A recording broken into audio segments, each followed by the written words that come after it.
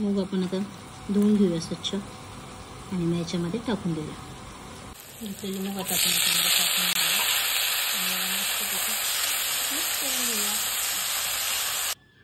Hi friends, मी वैशाली, तुमचं माझ्या नवीन ब्लॉगमध्ये स्वागत आहे. आज आपण बनवणार आहे मोड आलेले मूग आहेत, मस्तपैकी घरीच भिजवलेले आहेत छानपैकी.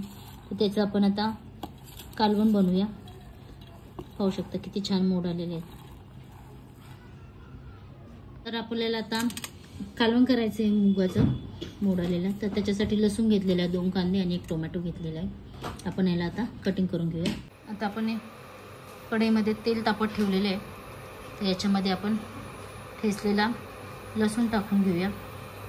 आणि कडधान्य हे खाल्ले पाहिजे. मला तर मूग मटकी भिजवलेले असं कच्चंच खायला खूप आवडतं. त्यामध्ये आता आपण लसूण टाकून घेऊया. आता लसूण शिजून टाकला की मस्त लसणाचा खमंग वेगळाच तडका दिलेला वास येतो छान एकदम. आता त्याच्यामध्ये बारीक चिरलेला कांदा टाकून घेऊया आपण. कांदा लवकर फ्राय व्हायला हवा, त्याच्यासाठी आपण त्याच्यामध्ये मीठ टाकून घेऊया आणि त्याला फ्राय करून घेऊया. तर लालसर ठेवूया कांदा. पाहू शकता आपला कांदा आता एकदम लालसर झालेला आहे, कलर चेंज झालेला आहे. आता आपण याच्यामध्ये टोमॅटो टाकून घेऊया चिरलेला.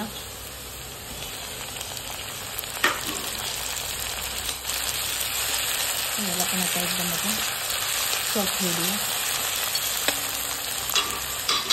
आपण याच्यामध्ये आपले घरगुती मसाले सगळे टाकून घेऊया.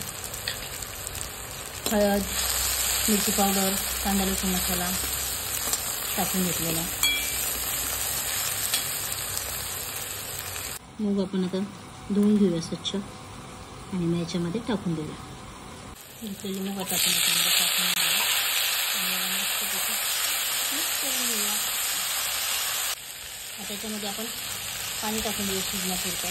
तुम्हाला पातळ हवी तर पातळ, सुकी हवी तर सुकी. मला तर आता पातळ हवी, जेवणासाठी बनवलेली आहे.